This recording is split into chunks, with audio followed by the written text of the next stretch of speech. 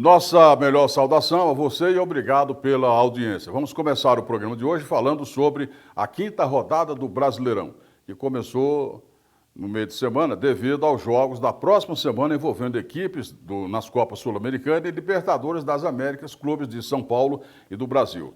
Nós tivemos Santos 3, Bahia 0. O Santos ainda abalado com o episódio envolvendo o jogador Bauer no esquema de apostas fraudulenta. Partiu para cima, fez 3-0 e acabou. Próximo jogo do Santos será contra o Vasco da Gama. Tivemos Bragantino 2, América 2. Próximo jogo do Bragantino será contra o Palmeiras. É só bucha, hein? Palmeiras 4, Grêmio 1. O Grêmio falou que estava no mesmo nível do Palmeiras, não sei o que e tal, tomou de 4. E o Botafogo continua 100%. Botafogo 3, Corinthians 0. Corinthians, hein? Tá mal, hein?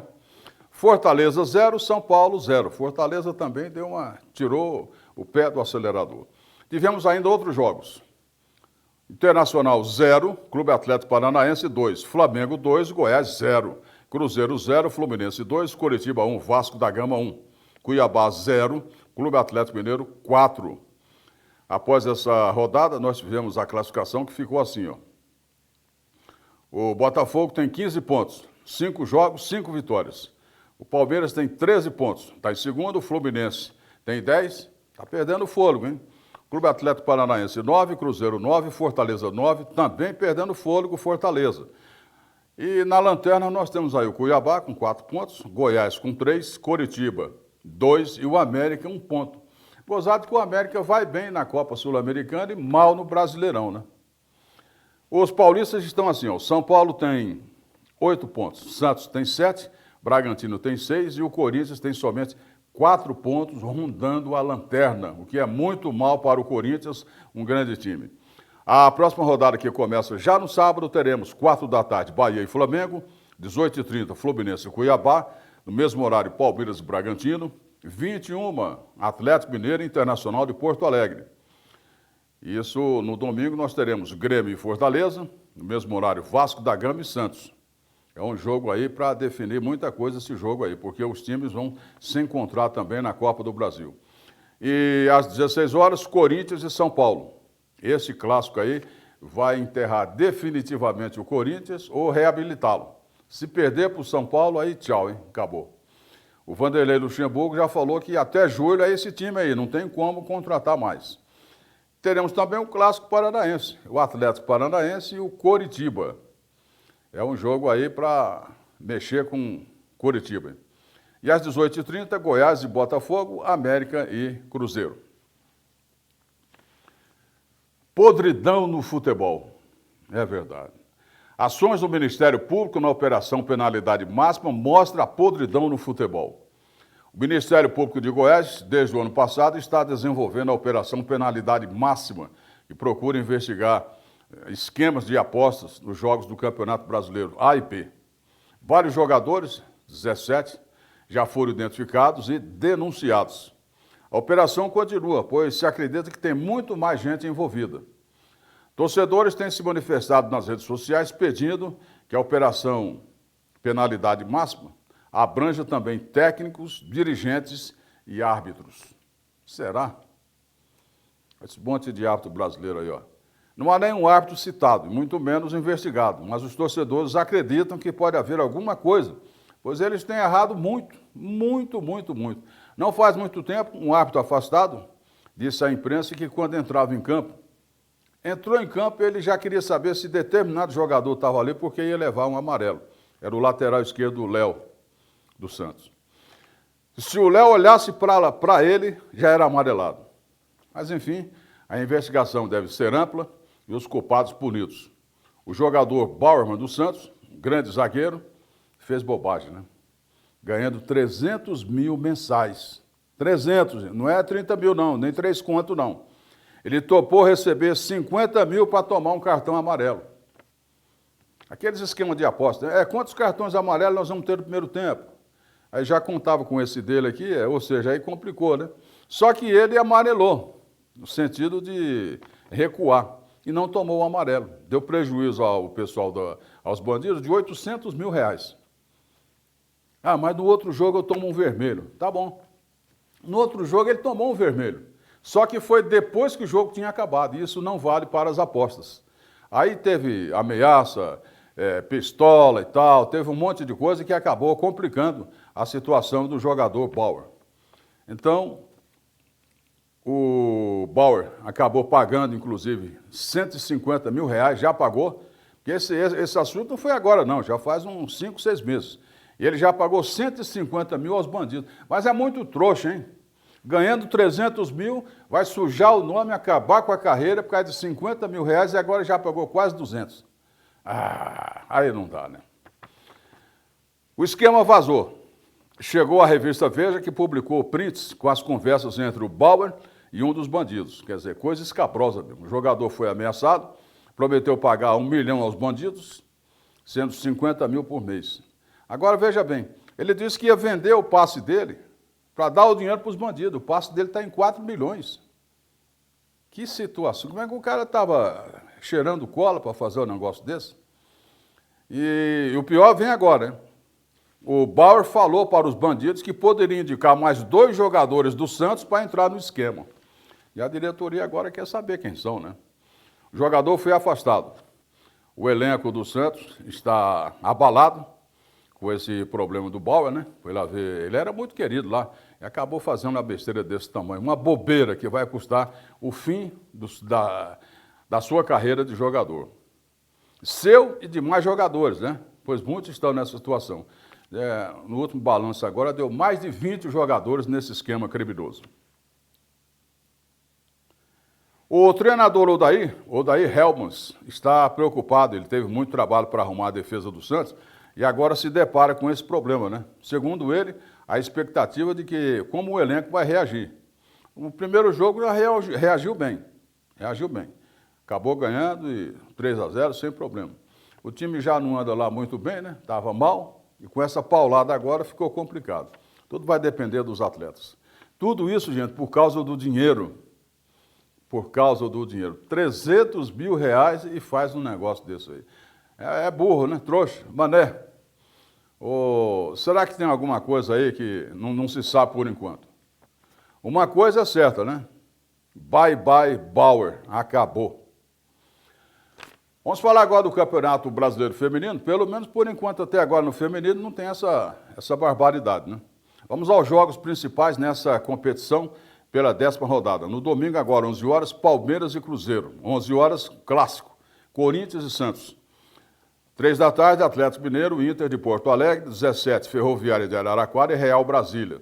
No dia 15 teremos Flamengo e São Paulo. A classificação no feminino está assim, o Flamengo tem 27, está em primeiro lugar, o Corinthians tem 25, Ferroviária tem 24, Palmeiras e Santos têm 20 pontos. São Paulo tem em sétimo com 15 pontos e ao todo são 16 equipes, só se classificam 8.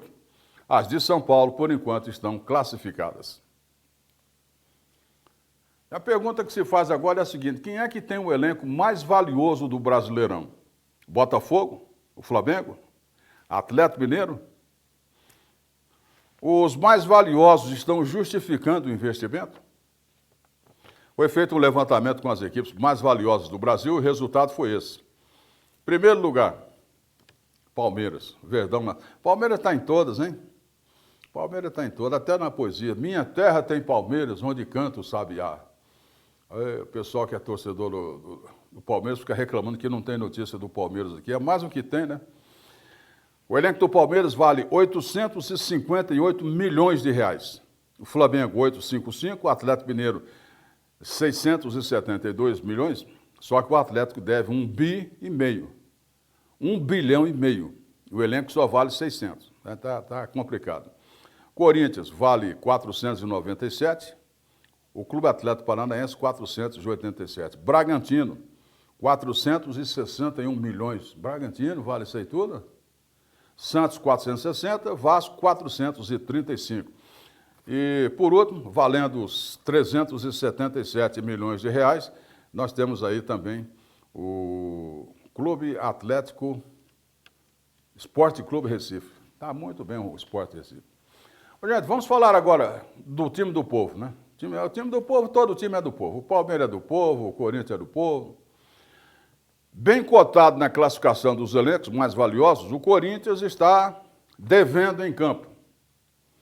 Esse ano ainda não agradou seus torcedores, que temem pelo pior, rebaixamento. Muitos torcedores já jogaram a toalha no Brasileirão. Resta agora a Libertadores. Mas nela o Timão também não vem bem. Dá uma olhada aí no Corinthians, na Libertadores aí. Dia 24 vai a Argentina jogar com o Argentino Júnior. Ganha lá? Difícil, hein? Dia 8 de junho vai a Guayaquil jogar contra o time de lá, o Barcelona. Dia 28 de junho pega em casa. A parada é difícil, hein? Vai pegar aqui em casa o Guayaquil. Aí complicou, né? Já está mal na tabela, já não pode contratar, já está devendo muito. A torcida pegando no pé, ameaçando o jogador. A torcida sofre, né? Só que tem uma coisa, hein? A torcida sofre, mas não larga, viu? Tem essa vantagem. Gente, a Confederação Brasileira de Vôlei se negou a reconhecer que o Wallace não poderia ter jogado a final da Superliga e vai continuar suspensa por 6 meses. O Comitê Olímpico Brasileiro vai gerir a entidade durante 6 meses. Fizeram um acordo, não tem suspensão e tudo volta ao normal. Mas os dirigentes do vôlei não aceitaram o resultado. Não aceitaram, o acordo foi desfeito, a entidade perdeu os patrocínios e o jogador continua por ídolo, né? O jogador entrou bem. 5 anos fora de competições internacionais. E faltavam só 2 dias para acabar a punição dele. A confederação autorizou o jogador a voltar na final, né? E quem se ferrou foi ele que acabou suspenso. O Comitê Olímpico Brasileiro vai comandar o vôlei, assim como já comanda outras modalidades, como a natação, por exemplo. Deu confusão, o comitê pega. Mais uma bucha para o Corinthians, gente. Ei, Corinthians, hein? O Corinthians vai ter que resolver mais essa bucha, como se não faltasse problema no parque. O Vanderlei Luxemburgo vai ter mais um problema. O jogador Bruno Mendes, que não é lá essas coisas, né? Bateu o pé na renovação do contrato.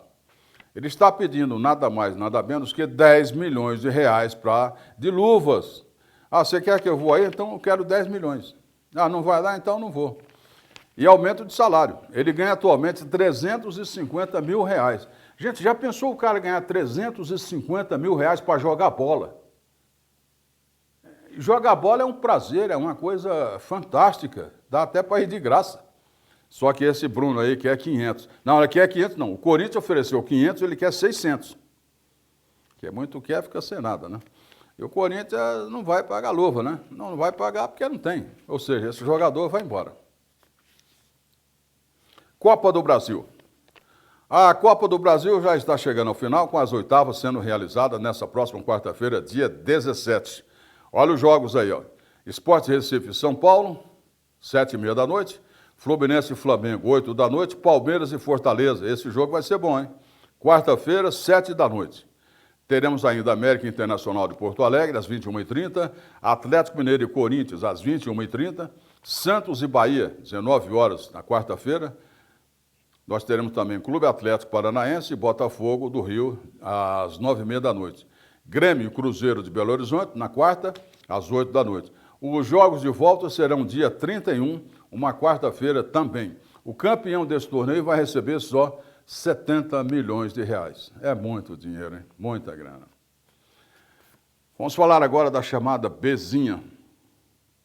Quem é a Bezinha? É a segunda divisão, sub-23. A Federação Paulista de Futebol estuda mudanças no regulamento da segunda divisão para o próximo ano e aumentar o número de jogadores com a idade acima de 23 anos, atendendo o pedido dos clubes. Muito embora seja preciso revelar jogadores, dizem eles, é preciso também que as equipes tenham jogadores mais experientes em campo e que dêem um padrão melhor ao jogo, evitando aquele corre-corre, muita pancadaria, muita correria, muita marcação, muita trombada, muita disputa virou de bola e futebol mesmo, nada. Os caras querem correr. Há 23 anos está com a adrenalina ali a 100. Infelizmente, a ideia inicial da federação de revelar jogadores até que foi boa, né? Mas peca nesse aspecto. Futebol mesmo em campo, ó, necas. E o Tupã? O Tupã vai jogar em Penápolis contra a Penapolense no estádio Tenente Carriço, às 4 da tarde no sábado. Nós teremos também Fernandópolis e Tanabi. No domingo, às 3 da tarde, Vossen de Assis e Santa Cruzense. O Vossen de Assis já disparou na frente, né? Parece que deve ser o primeiro colocado no grupo. Isso não pode desanimar o Tupã, pois se ficar em segundo, ele tem chances na competição.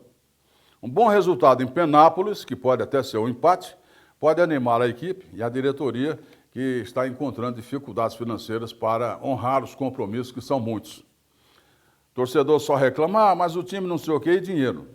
Dinheiro não cai do céu, né? Tem que batalhar, né? A TV Federação deve transmitir os jogos. Vamos ver essa rodada, se vai ajudar o Tupã, né? E terá em casa, no próximo jogo, o forte time do Vossen de Assis. Vai ser no dia 19 de maio, uma sexta-feira, às 8 da noite. Aí nós temos que encher o estádio, né, gente? É aí que o Tupã vai se classificar. E agora o destaque final.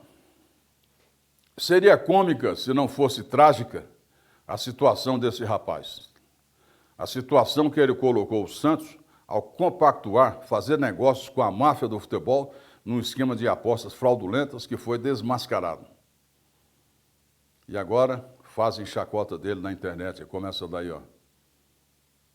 Triste, lamentável, repugnante, enojante vender jogos. Mesma coisa de juiz que vende sentença. Tinha que ser preso. Bom final de semana para todos nós, e por enquanto é o que há.